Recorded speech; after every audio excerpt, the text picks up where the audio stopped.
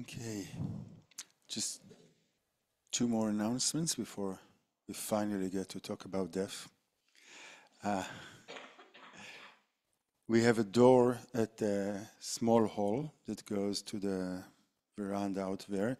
So if it helps you to get out or in, you're welcome to use. There's another door to go out whenever there is a traffic jam here.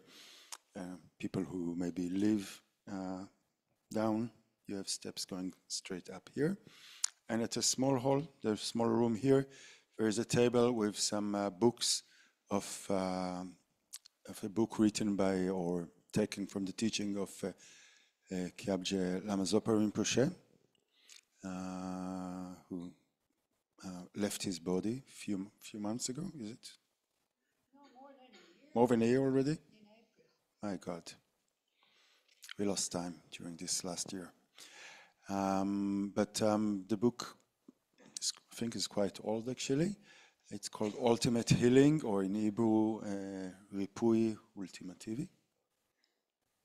And it brings together also some of the views of Tibetan Buddhism about death and many of the practices. Maybe few of them will be able to touch here, but very much more there. So you can have a look at it if you want to buy it. There's a small box where you can drop 50 shekel. That's the price. And some people already asked me if there is a way to pay not in cash. I will check with Mary, who translated the book to Hebrew and also gave me the books. And I'll put a note tomorrow if there is a way to do it not in cash. At the moment, if you have cash, or if you have the cash and you want to bring it the last day, it's also fine. Just take care to pay if you take the book. So I'll start and say a few words about the topic for this weekend and why we chose to talk about this. And maybe I'll start with I keep thinking about all the announcements I didn't do. But if we'll just go on doing announcements, we'll finish the whole weekend like this. So I will say what came to my mind now. It's not really just an announcement. This Anila, you know the word Anila? Anila is a term in Tibetan we use to call a nun. Is it just a nun? Yeah. So we just used to use it. If I want to call her Anila, I will call her Rita, which was her previous name. So it's also okay? Yeah, you answer? Oh, okay.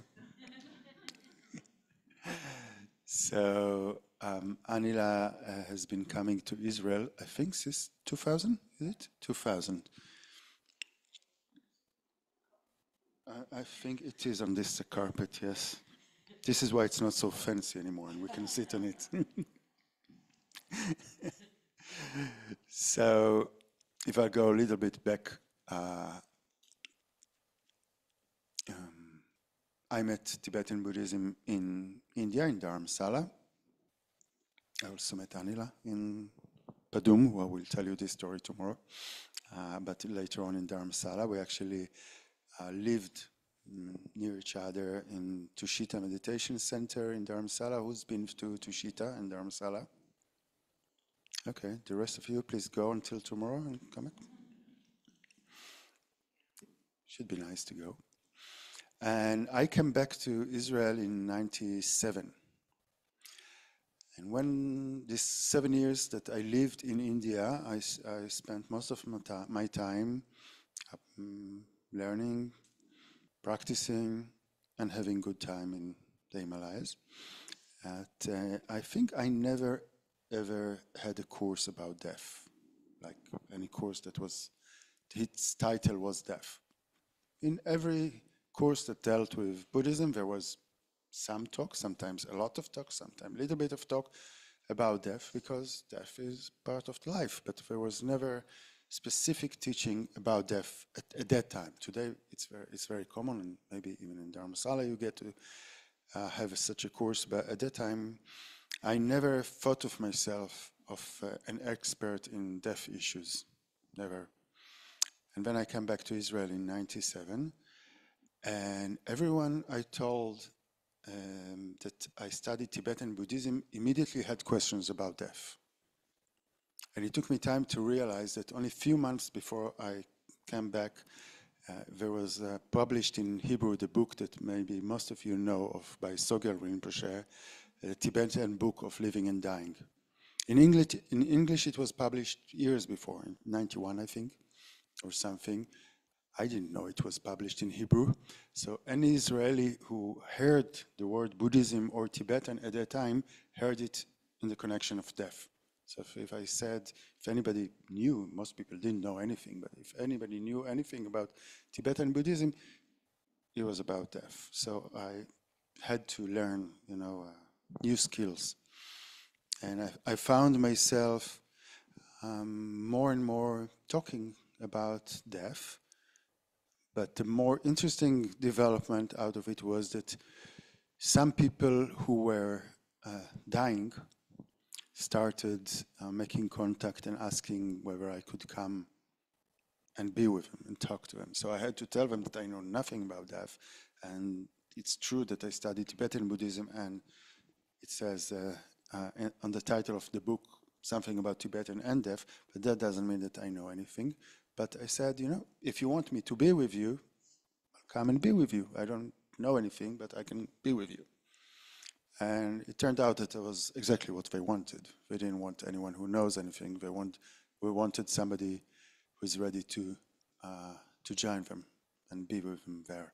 So it was even a benefit, the fact that I didn't know anything. And I really tried to keep it that way. So hopefully 30 years after, I still don't know anything. I hope so. But what I did learn with the years is that there is a big need in our culture, and this wouldn't be only Middle East culture or Israeli culture or Jewish culture. It would be, I think, the Western or even most of the world modern culture. There is a great need of bringing death back to the table, back to where we can talk about it, we can share about it, we can express our fears, we can spend time thinking of the simple question, where will I be the day after I die? I mean, how can you spend your whole life knowing the only one thing that is for sure, that you will die, but never wonder what's going to happen to you half an hour later? It's like, to me, it didn't seem at the time. I mean, I spent my first 24, 25 years, I don't think I ever asked myself that question. But later on, I thought, this is the most reasonable question. It's true that none of us has the answer, the proof for the answer. But the question, is how can you not ask it? If you have a loved one who passed away, I'm sure you're wondering, where is he? Where is he now? 2 seconds after he passed away, and 2 years after he passed away, and 20 years, is he gone? As if gone, nothing left? Is he somewhere? Is there heaven, hell, reincarnation? It's like, and nobody goes through life without having to say goodbye to people who pass away sometime when they're old, sometimes not when they're old. Definitely in our country in the last year, but everywhere in the world, people die, not just in the Middle East. And slowly it became big part of my journey to talk about death and to share people's journey towards death.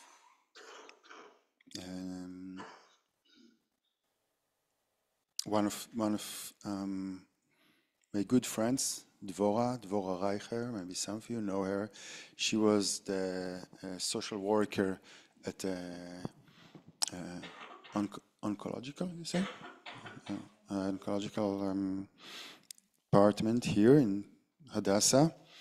And she studied some Tibetan Buddhism before, so she said, well, we have to, she said, I'm there, some people dying every day. Every day somebody dies. It's like not a morning where I come back to the department and don't have to, and not ask who passed away during the night. And yet, nobody talks about death. Nobody tell the people before they're dying that they're going to die. Nobody's talking to the families about it. I think things have changed, maybe not enough, but they've changed a lot in the last 25, 30 years, hopefully. But still a lot of work to do. But at the time, she said, it's just unbelievable. We're all dealing with death. We know, I remember we were sitting, at a coffee shop at Hadassah, and she mentioned the name. I know this person, and this person, and this person, and this person will not be here by the end of the week. But I'm not allowed to tell them that I know. I'm not allowed to tell their families. We can't talk about it. And after they pass away, we, the staff, the social worker and the nurses and the doctors, we hardly ever talk about it between us. It's like it's gone, we push it away. And so we did a very controversial thing. We put a sign up. We waited until Thursday about this time, like 7 o'clock in the evening Thursday, because this is the time where the secretary of the department goes away. And then we took a page and we put on the notice board, because if she was there, she would take it immediately. And we wrote, death, mוות. If you want to talk about it, come on Saturday to Ora, it's the Moshav just here, 10 o'clock to this center, and we'll talk about it. There was Liora Price was there, and Vora, and we said, okay, if 2, 3, 5 people will come, we'll talk with them. About 50 people showed up on Saturday.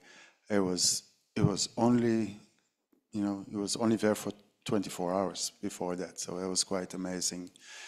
And all these people wanted to do, but I don't even think we put the word Buddhism there.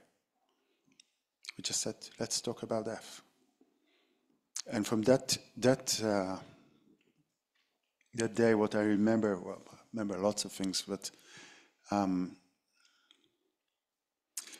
we were kind of shocked. So we would have to improvise a lot of things because we didn't expect so many people. We didn't expect so many sick people. Actually, there were quite a few people who came with the hospital clothes and with their families. I remember we split into 3 groups, I think, Liora, Dvora, and myself. And I had about, 12 or 15 people in my group. And before we sat down outside, a lady around 60 years old came to me and said, "You're the leader of the group?" I said, "Yeah." She said, "So if you're the leader, it's your job to make sure that when I talk, everybody else is silent." Okay, yeah. I didn't understand what she wants from me, So if I talk, you make sure everybody else is silent, okay? Okay. And then some people talked and shared, and then she raised her hand and she said, "I'm going to die soon." And the moment she said it, 3 ladies from the circle that I didn't know have any connection with her jumped up and said, "Oh, mommy, come on. We said you're not going to talk about it. Stop." And she looked at me and said, "You remember? You keep them silence so they can hear it because I'm not going to be here in," I don't remember what she said, 10 days or a week. And I want to have the chance to say goodbye.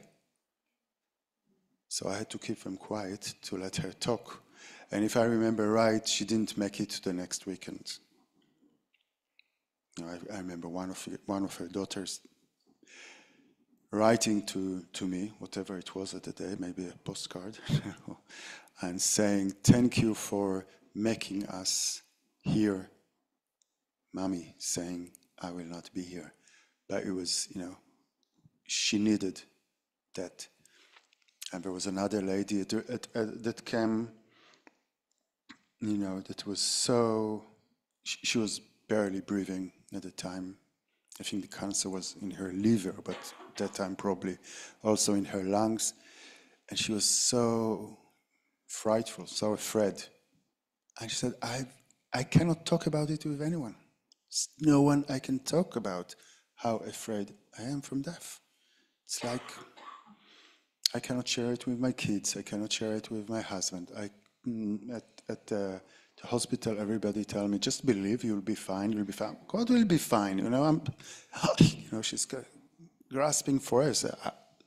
What fine will I be? So from that time started the journey. Actually, I think one of the first opportunities I had, not to witness, but to hear about somebody accompanying somebody else in their last journey, was Anila going to Edith, it was? She was a woman who practiced with us for some time in Dharamsala, and then went to do her practice further up in the Himalayas, and she got cancer, and Anila went to visit her and came back and told us things. I think it was maybe one of the first times I even,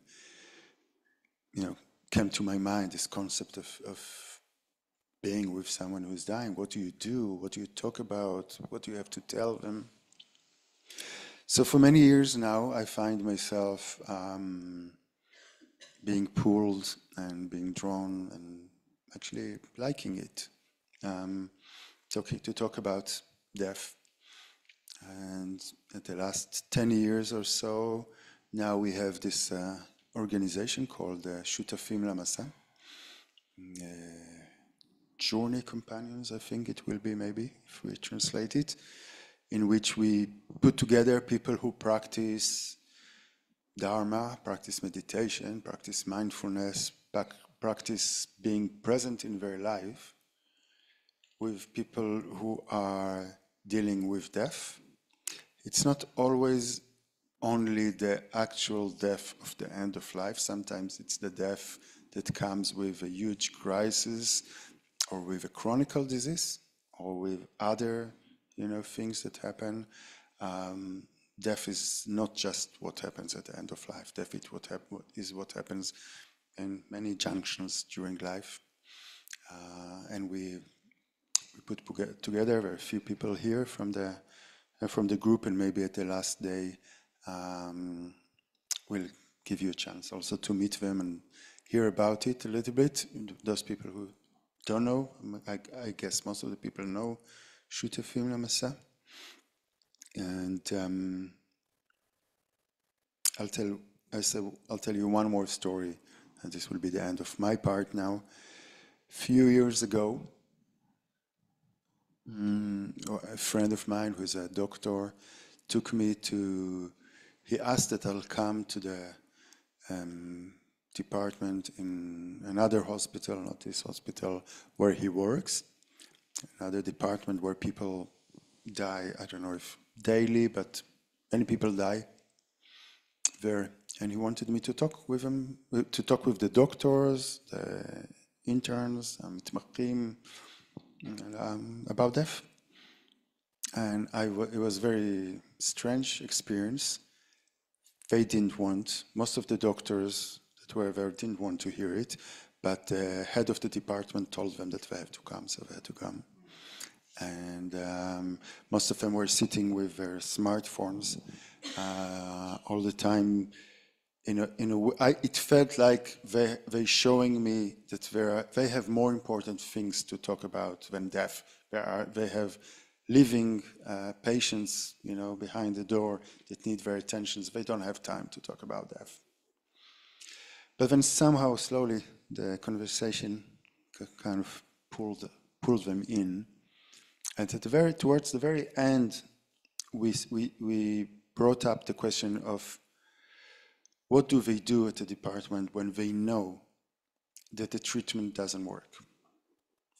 They tried whatever they could, and there is a certain point where at a meeting in the morning, they talk together and they actually say that they have nothing more to offer to the patient. And question came, what do you do? And they said they have a special protocol for this announcement. And actually, they call the patient and the family for half an hour meeting with the doctor. Half an hour meeting is like 10 times longer than the usual meeting you get during the, they actually spend they give them 30 minutes. And in these 30 minutes, for the first 3 minutes, they tell the patient that they have nothing more to do for them. And they spend the next 27 minutes giving them all kinds of ideas what else they can do, when they know there's nothing they can do for them. And they keep doing all these extra things for months or days or weeks or whatever it is, not because it helps, not because it helps anyone, not because it improves their life quality, maybe not even because it prolongs, just because nobody is capable to say, there's nothing else to do. Now it's time to say goodbye. And I brought up the question if it wouldn't be better to say bravely, now it's time to say goodbye. And the head of the department looked at me and said, what do you want from us? The doctors, you educate the people. When the people will be ready to hear this, we are more than happy, to say it. But when we say today, nobody wants to listen. And I took his words seriously, and I think for the last 10 years we're doing whatever we can do to bring the topic up in many, many different events.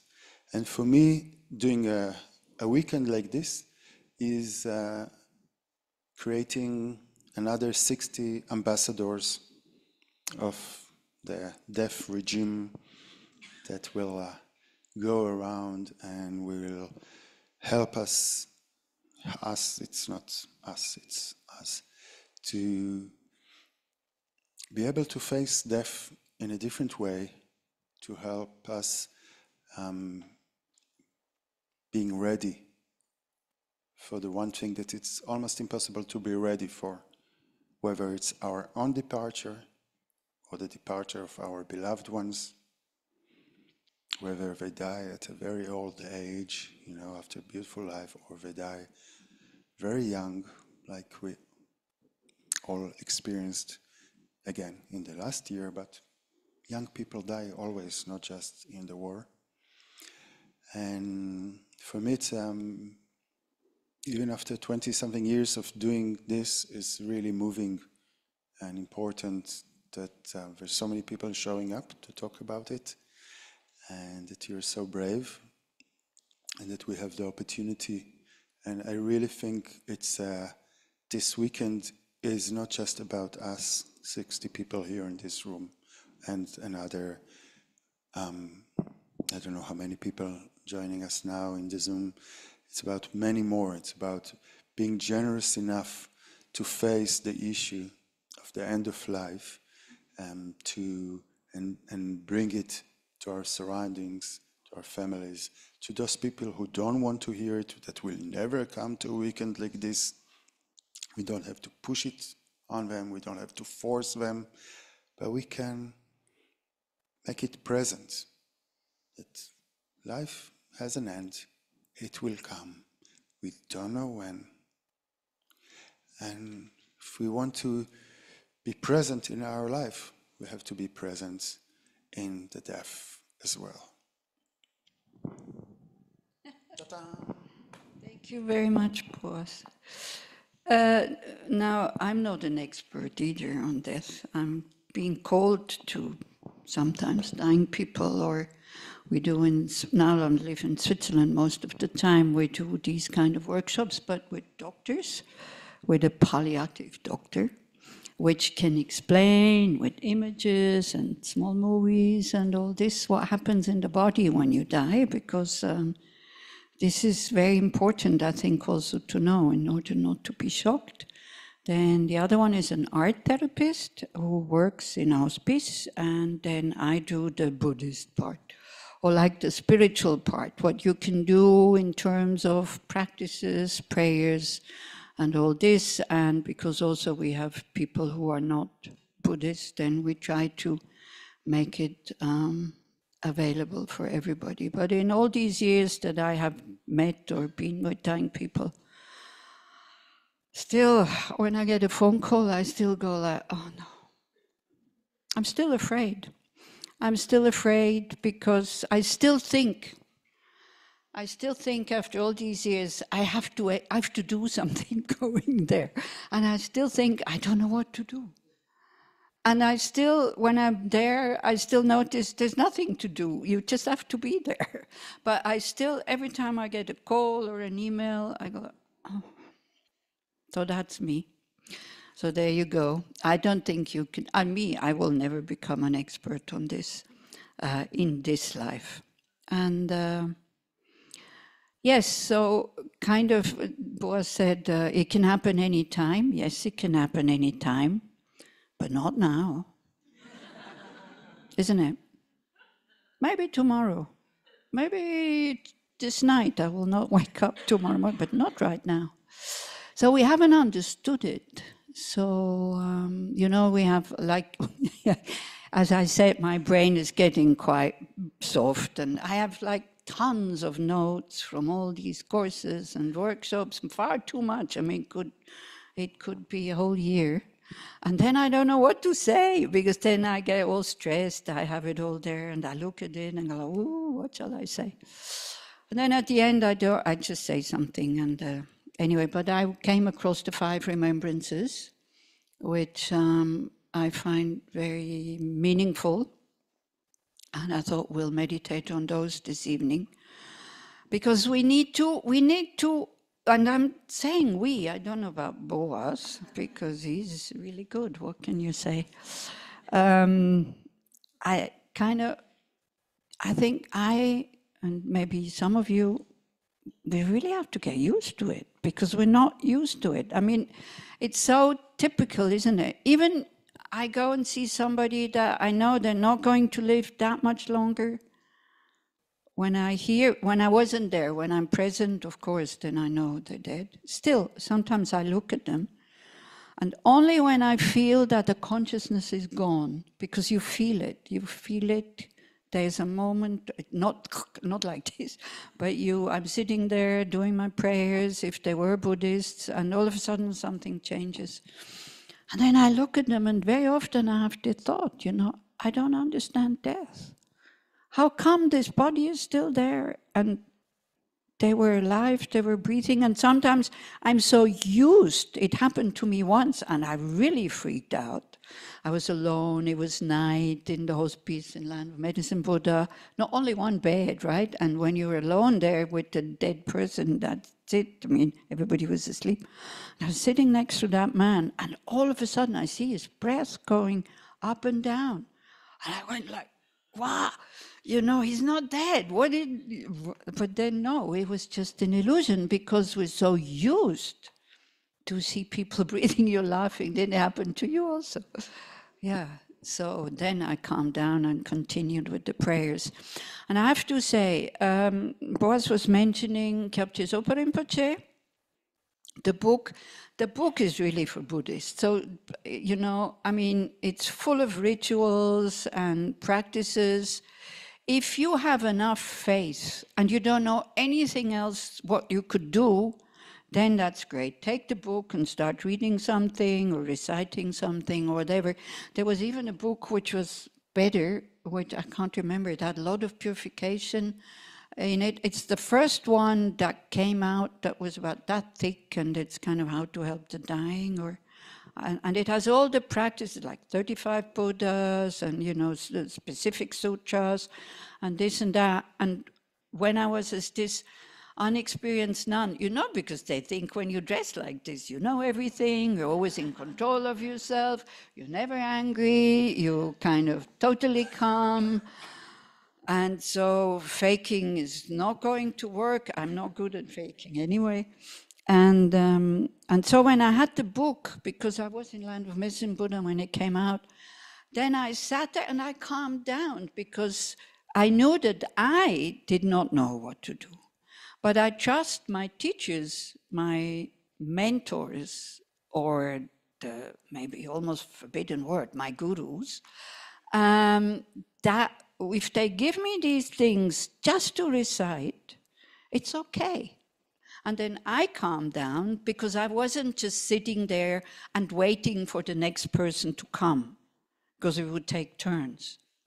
Yeah, and this is also what sometimes we do, especially if the person is restless and you know, there's nothing you can do about it. And we want to help, but we cannot, and it's really difficult. And sometimes even with Buddhists, I had a very good friend of mine who died not long ago. I was with her the last afternoon. And she was very restless, and the more mantras I kind of recited, the more restless she got. So I stopped, and I just started talking about some kind of nonsense, just as if she would still be hearing me and just talking, and for me at least to calm down, not to feel so useless. But it didn't help. It didn't help.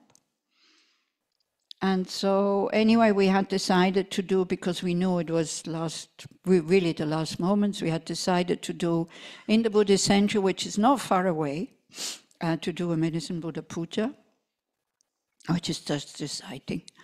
And so I waited for Gabi to come to be with her.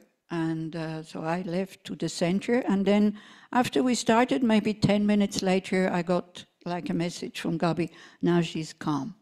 Coincidence, maybe, I don't know, maybe, or maybe it really helped. We don't know, but anyway, this is what happened, and she died very peacefully, which is always a great relief, but sometimes people don't die peacefully. So this is also something that we have to remember and we have to accept. And I think really for us also to see, I'm also dieable.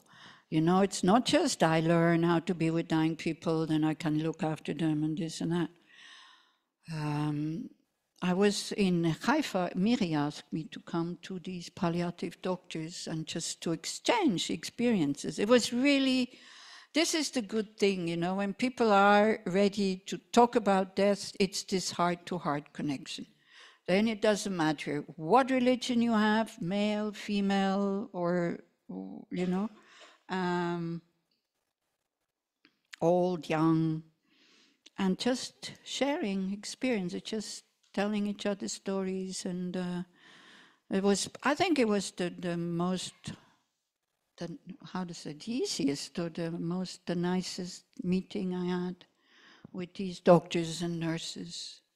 And so when we can talk about this, then it's always, because we all die, it doesn't matter, you know, what nationality, whether you have a lot of diplomas or no diplomas, what religion, no religion, whatever. It's really something that we have in common. And I think the moment we find something that we have in common, then it flows, right? Whether we like it or not, but it's also, you can feel it. This is why we tend to side up with people who are of the same opinion or who like the same things. And it can also create a lot of problems in the world, because then you have this division. But in general, it's really good to see, to feel that what we have in common, and death is something that we all have in common, but it's not the end. And this is what Buddhism says. You are totally entitled to have your own opinion about it. I'm not going to kind of, you know, if you don't believe it, you go. No, it's not like this. I'm very willing and ready to share whatever, not I experienced, but what I learned in Buddhism. When I was a kid, I always believed in rebirth, and my parents are absolutely not spiritual, nor religious, nor my surrounding, and they also, I was a bit cuckoo. And then, of course, when I met Buddhism in Kopano, because this is, I think, where we met again, 1990, no, in Kopano, 91 maybe, Kitsenja Rinpoche teaching. So then all of a sudden I thought, wow, they have the same opinion as I have.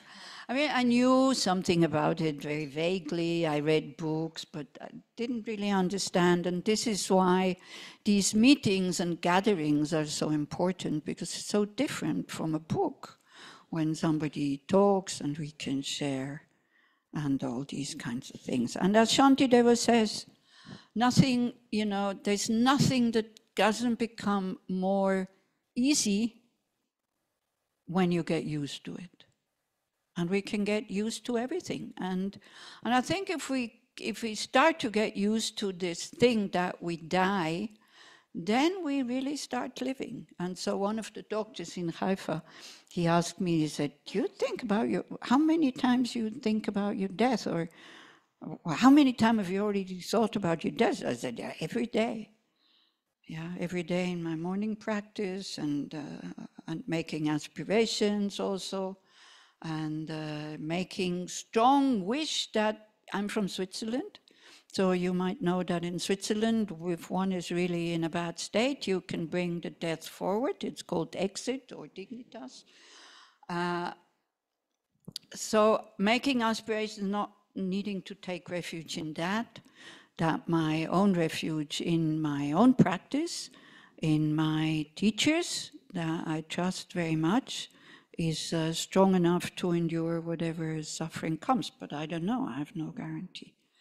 But anyway, because many people take it differently. They kind of sign up, you can become a member if you're Swiss. And then, then it goes quite fast. Actually, that they send somebody, and then the whole process of being interviewed and all this. But really, I hope, but I don't know, I have no guarantee, that I don't need to take refuge in that. Because sometimes for the family, again, what we will be discussing, I will say things, Boaz will say things, but it's also always a yes, but it can be totally different. It really, really depends on the situation and on the person and on the moment of the situation, and it can be totally different. And so there's nothing that is certain except, as Boaz was saying, that we will die. But as it says in Buddhism, it's not finished. So if it would be finished, then no need to be afraid of death. So this is what you really have to check. And this is what I tell many people who say, I don't believe that anything continues, but I'm afraid. So then I say, well, why are you afraid? Because I'm afraid of the nothingness. And then I say, well, if nothing continues, there will be nobody there who is aware of any nothingness. So I think my kind of invitation here for you is that you check your own view, as Boaz was saying. What do I think? What do I believe? We have many, many different kind of certified religions. Some say there is reincarnation, some say you go to heaven or you go to hell, or something continues. I don't know exactly what Judaism says, like not the Kabbalah, but like the normal Judaism. So normal Judaism, well, there's mainstream, or I don't know how to say. Oh, there's many mainstreams, isn't there?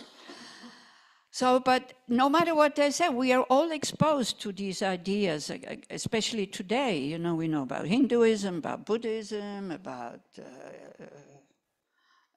other things, and so, but all these are just suggestions. And then you have to find out, that's your job, is what do I believe? What do I think? Could be true, it could not be true. So it's better you think about something that you find helpful. Because if you're not quite sure that something continues, but it totally terrifies you, then better think everything will be finished, I think. for the moment to calm you down. Then once you calm down, then again you can think about it. So also with meditation, with mindfulness, with any spiritual practice, what you learn is to look at your own mind and to become your own mentor, to see what do I need now, because what you need now might not be needed tomorrow. So it has to be of some benefit, because if it makes you even more frightened and more terrified, more confused, then, what's the point? And anyway, talking Buddhism, all of it doesn't exist the way that it appears. So I was listening to Dzongsa Khyentse Rinpoche the other day. He talked about the identity crisis in Japan, something. And so he said, somebody comes to me, a Bhutanese people, and he says, Bhutanese on top of it, by all with their teachings that they have. And he's asking me, what's the meaning of life? So from the Buddhist point of view, life is an illusion. What we think is life and real and this and that, it's just a projection. So then he says, how can an illusion have a meaning? So that's, how can an illusion have a meaning? So that's Dzongsa Khyentse Rinpoche, quite direct. So like that. So for some people it can really help. This teaching on emptiness, that whatever the mind perceives, it's not the way that it exists. For some people it can make them even more confused. Then they say, okay, nothing matters. I quite like the thing when they, us unrealized beings or unawakened beings, when they talk about the way we see reality is like a dream. For me, this fits the best. Kind of, a dream exists, right? But it's not real. But a dream has a function. You go along emotionally. If you would know that it's a dream, what would you do? Anna, you're in silence, so I can't ask you. Usually that's what I do. We have like discussions, so I'll have to change here. Anyway, so I give you the answer. What I would do. You wouldn't just say, oh, it's a dream, so I stop. You would go along with this dream. But you would go along with this dream totally different than if you, most of the time, I don't know that I'm dreaming. My dreams are always very stressful. And that's great. Because waking up, wow, is such a joy. It is like I didn't lose my passport. I didn't insult this person. This morning I had a flood. I was in the middle of a flood. It was not dangerous. But I had to clean it up, because from Valencia, the image is still, everything full of mud and this and that. I had to clean it up, nobody to help. Oh, yeah, and then I woke up in Tel Aviv in a clean bed, no mud anywhere. So it's not like, oh, it's morning. Usually me is like, oh, I'm so happy. That's not true. So this is, there's advantages in everything. So this is also, it's a training. It's a training of a spiritual practitioner to see the positive side. Yeah, so I could go, oh, it's so terrible, it's like I have such bad dreams and I'm so stressed in the dream. No, it's great, because I sleep quite well. I am very fortunate. The moment my head hits the pillow, it's like you wanting to do death absorptions. Nothing. I sleep. Right. So shall we maybe then go in, maybe I put this here? Because I need the computer, because I don't even remember all 5. I take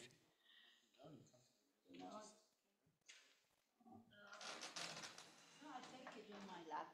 It's called a laptop. This is it. In Buddhism, you give labels, right? You name everything. Have you heard about this? Everything exists because that's the most subtle way of existing, is labeled. So we need to give it the right label. Otherwise it doesn't fit. Oh, I thought I was doing Chenrezig, but now I do something different. Maybe we do Chenrezig. So Boaz brought this Chenrezig. So also in Buddhism, and especially in Tibetan Buddhism, one uses a lot of images, which you in Judaism, you're not used to, I think, because it's almost considered a sin, right? So again, when I say maybe in one of the meditations, we'll see how it goes. We didn't plan anything, Boaz and me, or at least I didn't, because there's no point anyway, because I don't keep to it most of the time. It's terrible. This is why I want to stop doing these things. It's not fair on the people who come and then they have all these expectations. So it's okay. You see, I'm 75 almost, and I'm losing my memory, and it's okay. It's okay. Yeah, the people are not my age yet, they nod. It's not so okay, because we don't want to be the ones who kind of, I was talking to somebody, she said, oh, I met her and I should know her name. And I said, well, didn't you ask? She said, no, she would be so insulted. I said, come on. It's like, so please, if I don't remember your name, I will ask you. And if you're insulted, then I forget things, not on purpose. You forget it, we got insulted also, so it's no problem. Yeah, exactly. So it's like, also if somebody gets upset because you forgot something, just tell them you're not doing it on purpose and it's not pleasant. But it can be okay and you can relax. So I told Boaz I don't have many responsibilities anymore. So then it's okay. If I don't have to function, it's fine. But it's a training also. It's not the general view of the world, is it? Like people get very upset, but it can be, you can train it and say, as we do now, it belongs. It's part of the package. When somebody asks, do I have to take the whole package of the vows? It's part of the package of being human. Okay. So just, if possible, still, even though it's a little bit late. How about the image? Yeah. So we're not doing Chenrezig this evening. Maybe we do some other time. Again, these images, they speak to our subtle mind without having to understand it. If we want to understand every little detail, it's okay, because as you go along doing these practices, you will understand after a while the details. Yes. The half of the class doesn't see it. Okay, then if you can come to the front, it's there. It's right there. Or you can have a look at it tomorrow. It's okay. There's another one there. So one can take it up to the intellectual mind. I mean, that's fine, but then it cannot do its job. Its job is to touch our more subtle mind, which is sometimes called the Tathagata Garbha, like the seed, the potential to be fully awakened, to see reality as it is, to be, also as Dzongsa Khyentse Rinpoche says, to be normal. The only person that is normal is a Buddha and fully awakened being, to see reality as it is. So that's not the only normality in an awakened mind.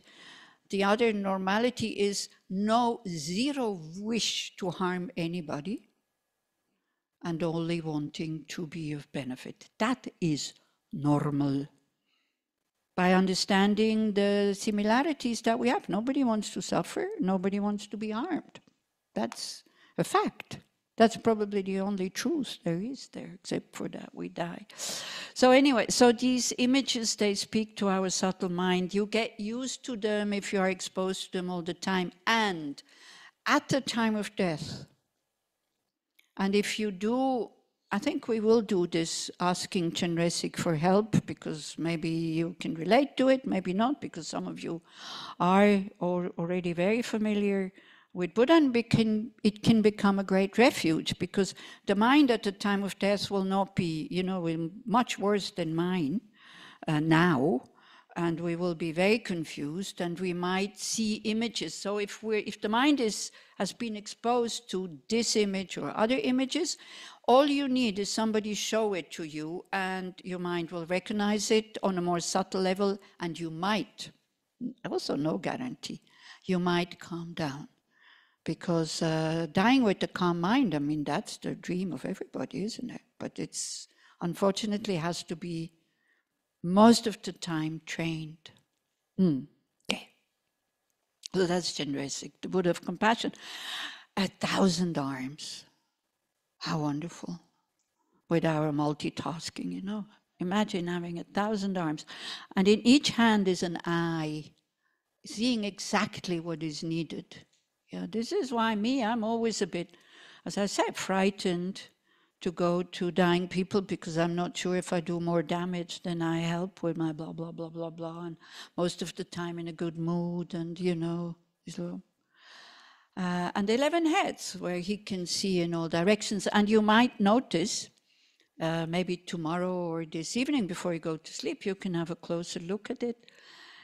There is a wrathful head before the last head, which is red. There's a dark blue head, which is wrathful. And it's the Buddha of compassion, right? So even compassion can appear in a wrathful way. But the Tibetans say, if you act in a wrathful way, like with your children maybe sometimes, your face has to be as black. Well, they say Mount Meru, but you don't know who or what Mount Meru is. Your face has to be as black as coal, and your heart has to be as white as snow. When you think that you are acting wrathfully with compassion, you have to check if your heart is as white as snow. Or maybe white as snow, Israel, don't know. Won't work. Spacious. You heard about snow. Spacious, a lot of space. And our mind by nature is just space. It has the ability to cognize. But then when it becomes so tight, with so much stuff in it. So the image, if you are used to it, it can help us to open up and to connect with our own inner Chenrezig or Avalokiteshvara. So, but I think we do that at one point, maybe tomorrow. So, you are ready to sit for another maybe 20 minutes? And just do some contemplation. I prefer not to call it meditation, because otherwise the meditators then again sit like little Buddhas. Just sit comfortably if you can with a straight back, if it's possible. If you need to lean against something, that's also fine. If you're very tired, you lean against something. People my age, you definitely fall asleep. It's also okay. If you start snoring, then the person next to you will just touch you gently. So try to just relax and be normal and kind of, It's okay. We don't have to be special. We can just be the way we are, who we are, whatever. Life becomes very complicated if you want to become special, because everybody wants to become special. As His Holiness says, you want to be special, be normal. So just throw that heavy load off your shoulders that you have to succeed in everything. We have to learn how to die a good death. No, we're just here to discuss and exchange ideas. Always good to connect with the body. If you can, close your eyes.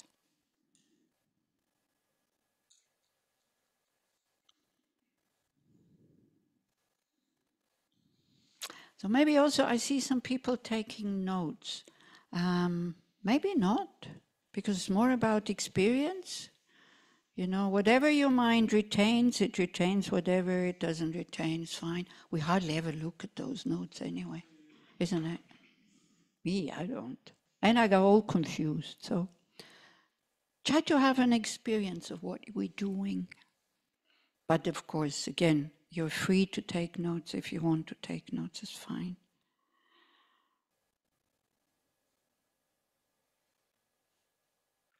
So there's one I found very touching sentence from Tara Brach, especially during COVID.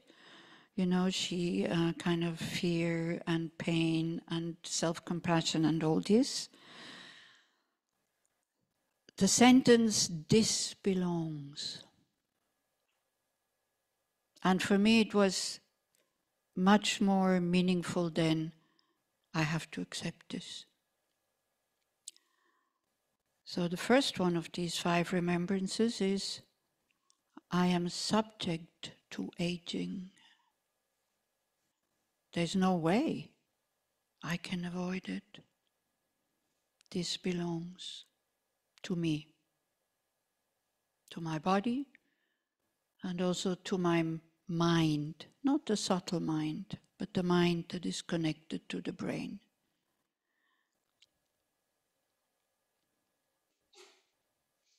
It doesn't mean that we shouldn't do anything about it and just neglect ourselves. But then when we go, this belongs, we're at least not rejecting it, and we're not increasing the suffering that comes with it. Because it's not pleasant.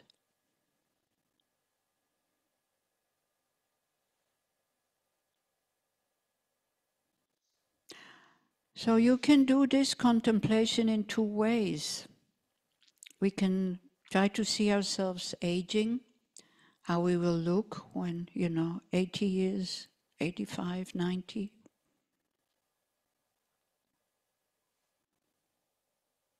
And that's a way of accepting.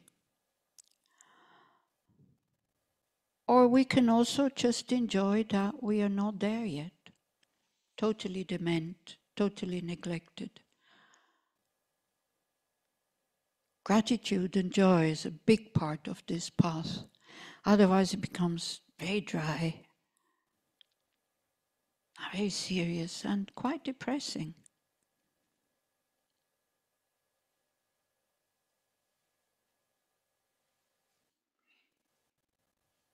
So when you start to accept unpleasant things, or when you start to train to accept unpleasant things, be careful.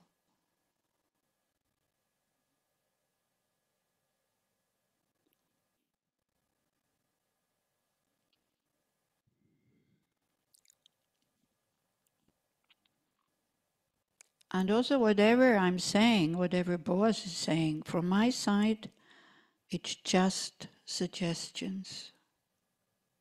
You apply it, you try it out, you taste it. You find it helpful, it's great. You don't, you leave it aside and maybe take it up another time.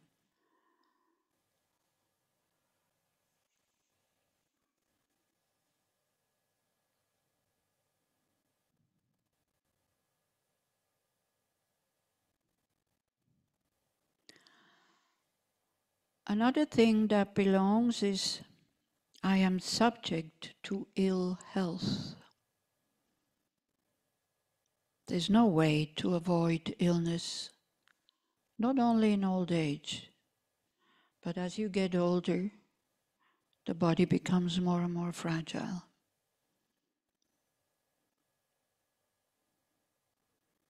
Remaining healthy, more and more difficult.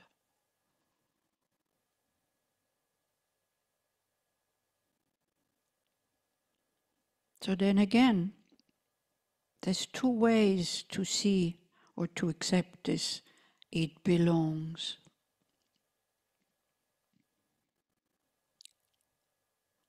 We can start to get ready for it,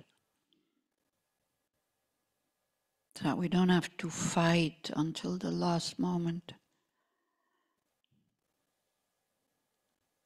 And if there's nothing that can be done about it, even if it's, not life-threatening, but chronic sickness, we take Shantideva, who says, nothing doesn't get easier by getting familiar with it. But we have to allow it to be there. by seeing it belongs.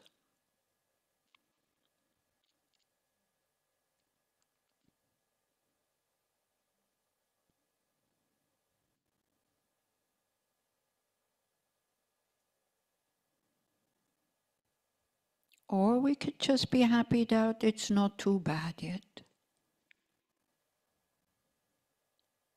We can still come here. We can still hear, see, walk, digest, sleep. Don't take this for granted.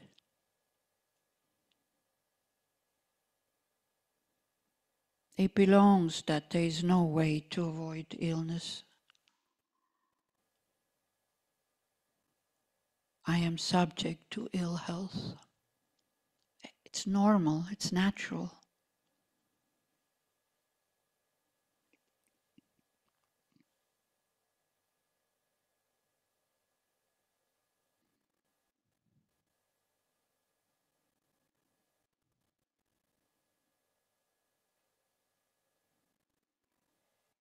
So just try to play around with these ideas and see what's coming up. And just allow it to be there, whatever comes up. Look at it.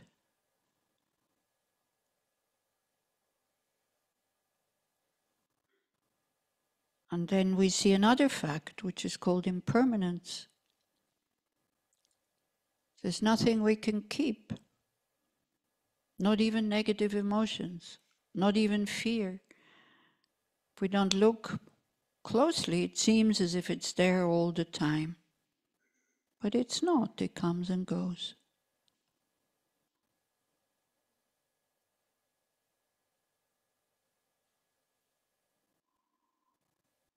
And because of that, what also belongs is I'm going to die. There's no way to avoid death.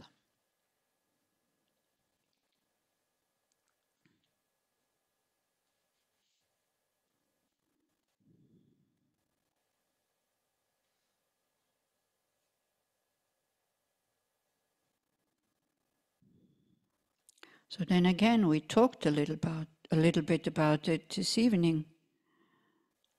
What do you believe? What comes after death? This is very, very personal. But then whatever you believe is, your reaction to death, to your belief, has to be in concordance. Like as I said, if you believe that everything is finished, why be afraid?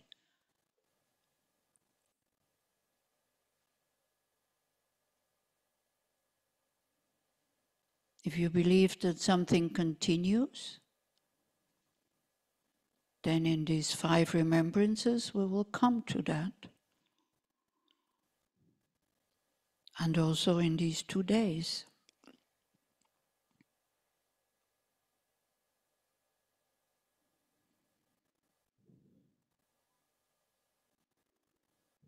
Then another thing that belongs, everyone and everything that I love will change. And I will be separated from them. That's an invitation to look at our attachments. So that if we have to go or they have to go, that at least there will be no regret. So again, make a mental note and see what you can still do about this now.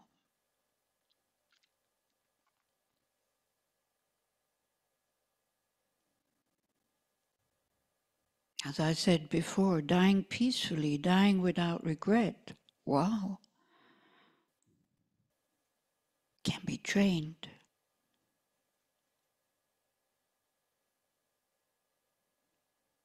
If we sort out our lives and our relationships with ourselves and with others.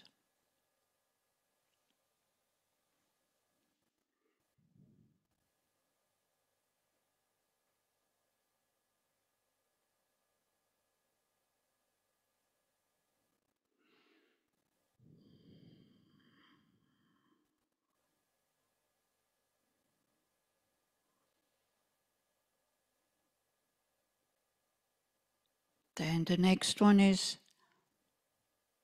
my actions are my only true belongings.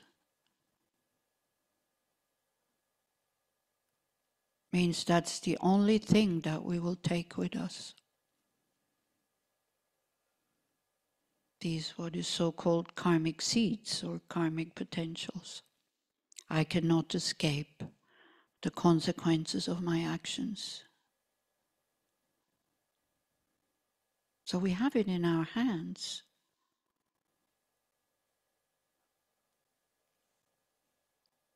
We will talk about purification. We'd already talked about it, about taking vows.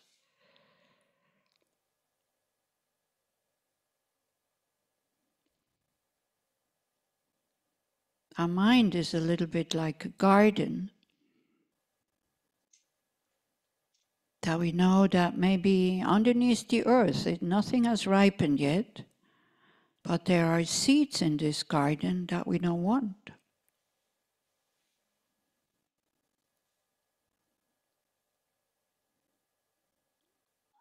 So we can either be afraid about it and then be shocked when they grow into something that is not wanted, or we can apply antidotes, pull them out, purify them.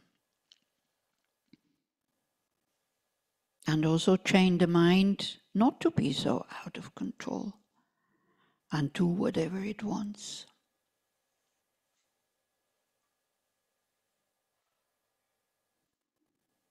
That very much depends on views.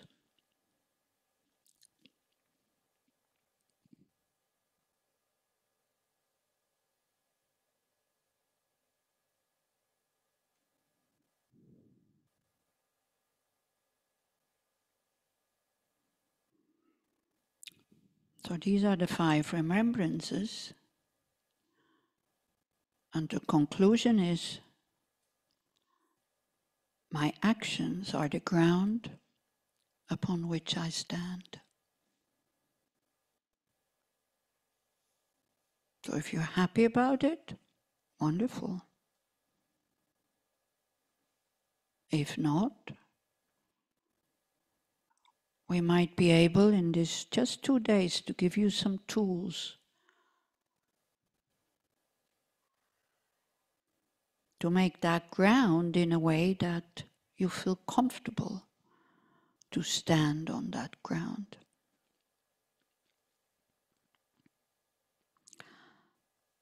And it's a personal thing. It's your actions. Not the actions of your other family members.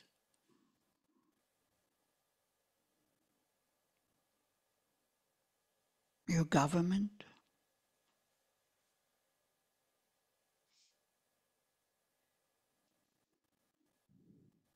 Your friends. Your enemies. It's your actions that create the ground upon which you stand. We do have a choice.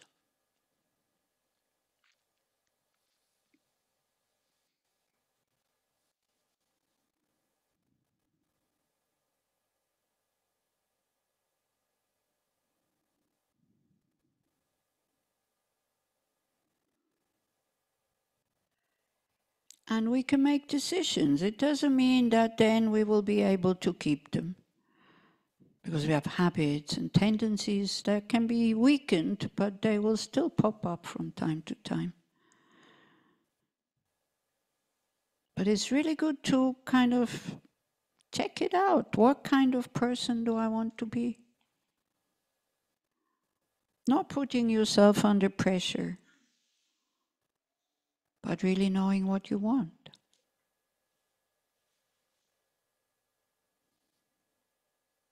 And then go in that direction.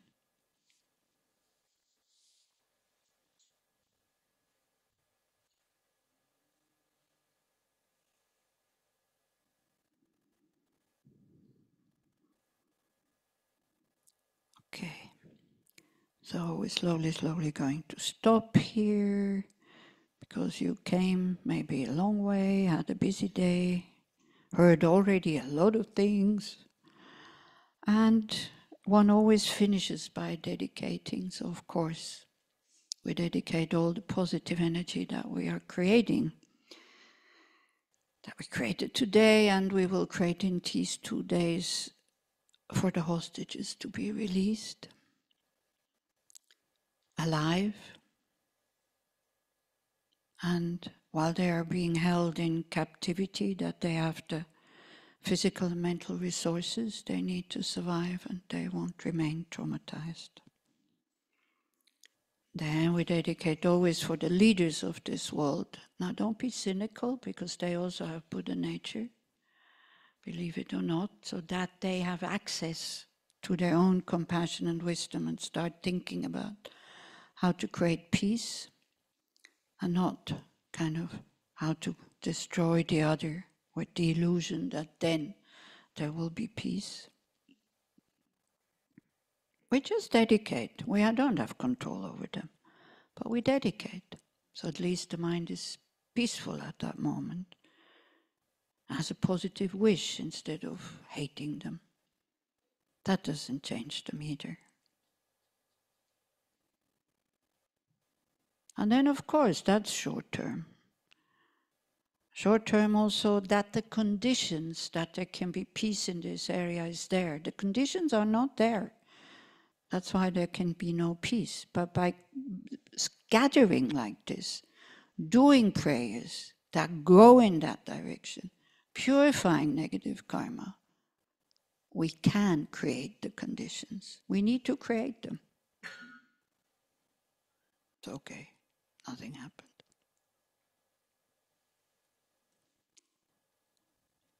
So then, this joyful mind, I do whatever I can. Participating in this course is my contribution to create the karma that there can be peace. Maybe not in the whole area, but at least around me. Whoever goes out of the house with an open heart and a peaceful mind is a present for the world. No need to wrap it up in beautiful clothes. And you can all be that present. So it's wonderful. Stop doubting yourself.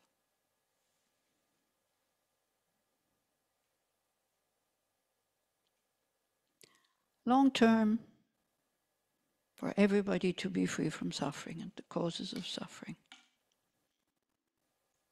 For everybody to live spontaneously, uninterruptedly, and effortlessly their values, which is generosity, patience, love, compassion, wisdom, that we all have the potential.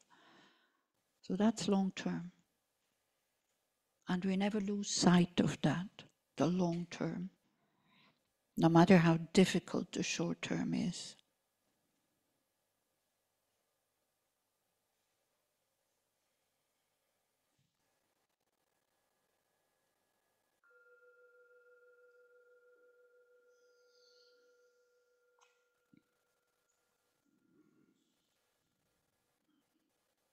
And good night. Shiur was waking us up tomorrow. You said Ashkama.